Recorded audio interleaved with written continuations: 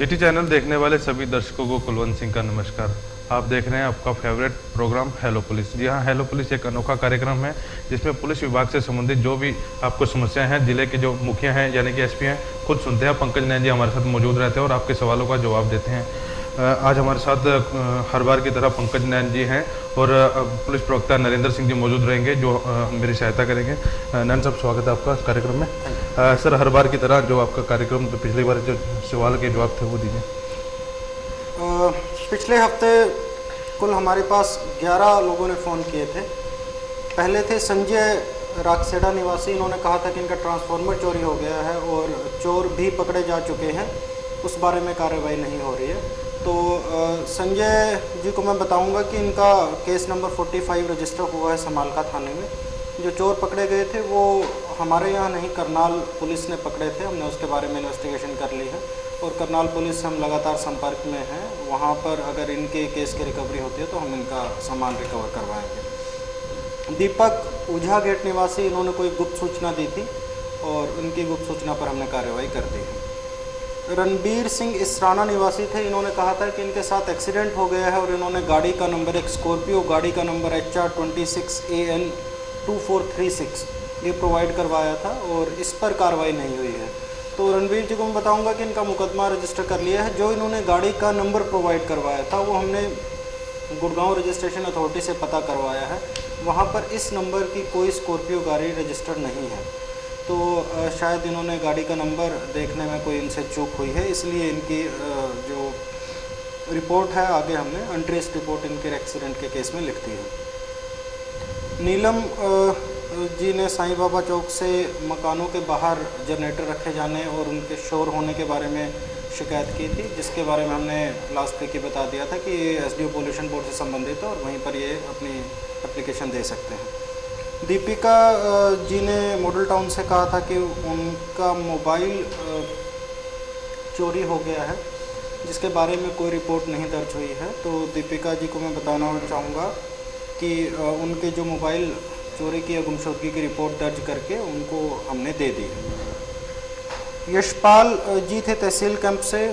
इन्होंने कहा था कि लड़कों के चालान काटे जाते हैं, लड़कियों के चालान नहीं काटे जाते। इसका जवाब मैंने पिछली बार ही दे दिया था। जोरावर सिंह जी ने कहा था कि उनका पैसे के लेन देन का कुछ मामला है जिसके बारे में पुलिस कार्रवाई नहीं कर रही है। इनका जो मामला था ASI वजीर सिंह के पास था और इनका पैसे के लेन देन का मामला अब सेटल हो चुका है। पुलिस ने इस बारे में कार्रवाई कर दी है और अभी इनका कोई म्यूचुअल एग्रीमेंट भी दोनों का हो चुका है।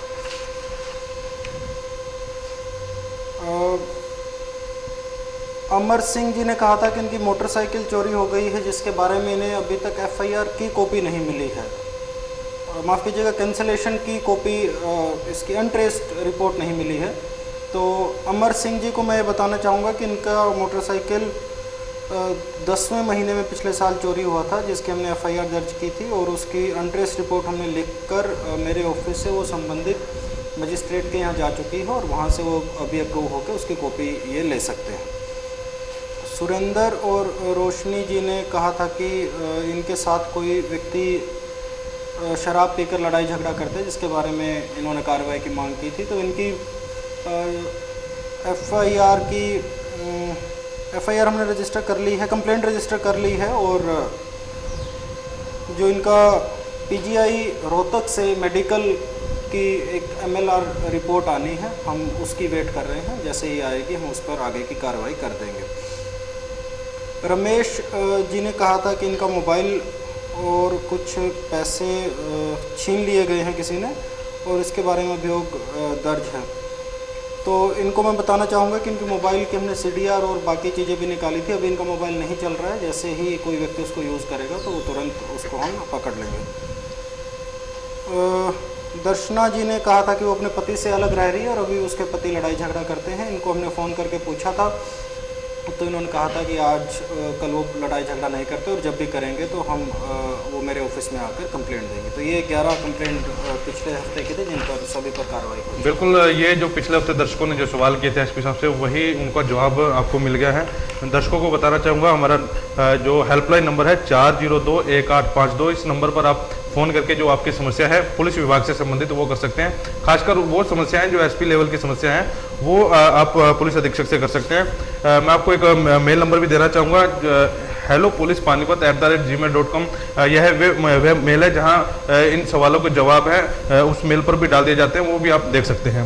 मेरे ख्याल नरेंद्र जी कॉल आ गई है पहले। जी कुलवंत जी, ये जितने भी जवाब हैं हम लोगों ने www.haryanavice.com पे इसको डाल दिया गया है। वो सारे दर्शक इस पे जो यूजर्स हैं वो इंटरनेट के, वो इस पे इसका जवाब देख सकते हैं।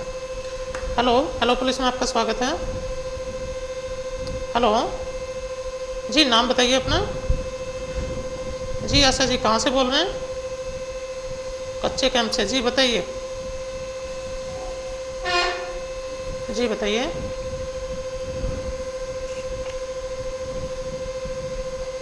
देखिए, आप एसपी साहब से एसपी ऑफिस में मिल सकते हैं सुबह 11 बजे से लेकर और 1 बजे तक।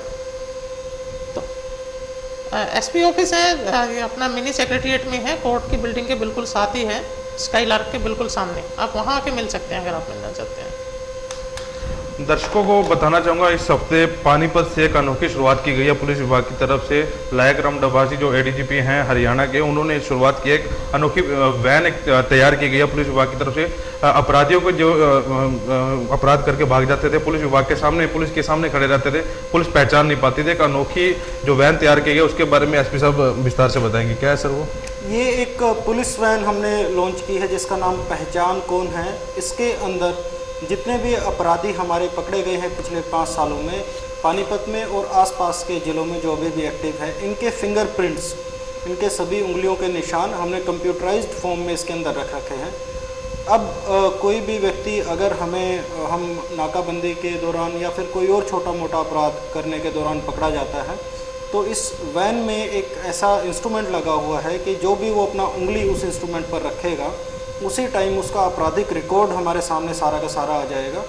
अभी हमें कहीं कागजों में कहीं संबंधित थाने से उसका आपराधिक रिकॉर्ड पता करवाने की ज़रूरत नहीं रही है। ये सारा का सारा सिस्टम एक कंप्यूटर के एक बटन के क्लिक पे हमें मिल गया है। और पानीपत ऐसा ज़िला है जहाँ सबसे पहले ये योजना शुरू की गई है। इसका सबसे ज़्यादा फ़ायदा ये रहेगा कि जो आसपास आपके यहाँ कोई भी संदिग्ध व्यक्ति अगर आपको दिखता है तो तुरंत उसकी सूचना हमें दें और हम इस वैन के साथ आप लोगों के पास आएंगे और उस व्यक्ति के बारे में, उसकी आपराधिक पृष्ठभूमि के बारे में हम सारी की सारी जानकारी उसी समय मौके पर ले लेंगे। हेलो पुलिस में आपका स्वागत है। नाम बताइए। हाँ दलजीत जी, कहाँ से बोल रहे हैं? जी बताइए। किशनपुर से।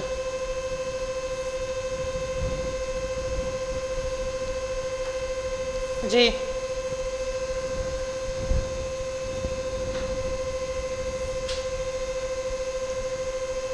जी जी बताइए, समस्या बताइए आप दलजीत जी अपने।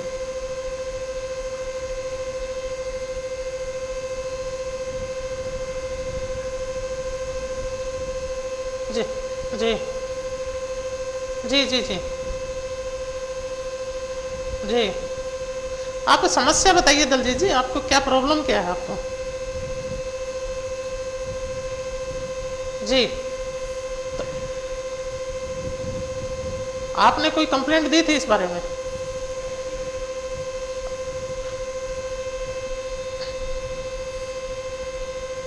ठीक है दलजीत जी। पंकज जी, दलजीत का किशनपुर से फ़ोन है। इनका कहना है कि उनके भाई पिछले 6 साल से उनसे तंग है, लेकिन अभी कंप्लेंट नहीं है दी है और वो एक बार आपसे मिलने आए थे। बाई चांस उस दिन आप ऑफिस में नहीं थे, उस दिन आपका बाहर का टूर था, उस दिन की बात।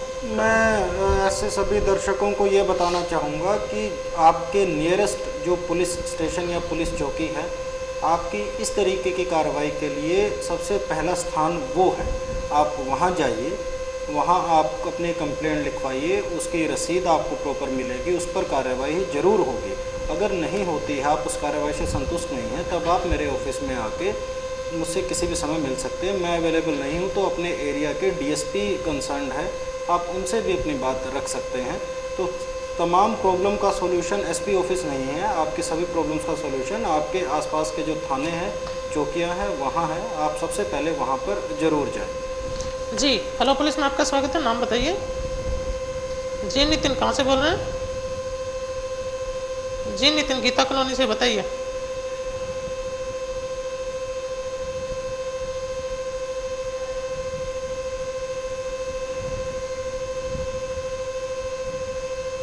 जी जी नितिन, पंकज जी, नितिन का फोन है गीता कॉलोनी से। उनका कहना है कि ये रेजिडेंशियल एरिया है जहाँ पे ये रहते हैं, तो काफ़ी ऑटो वाले काफ़ी हाई स्पीड में एक तो ऑटो निकालते हैं, दूसरा वो ऊंची आवाज़ में डेक भी चला के निकालते हैं, जिससे बच्चों की पढ़ाई कहीं ना कहीं डिस्टर्ब होती है। और पिछली बार भी इस तरह के कई क्वेश्चन हमारे पास है।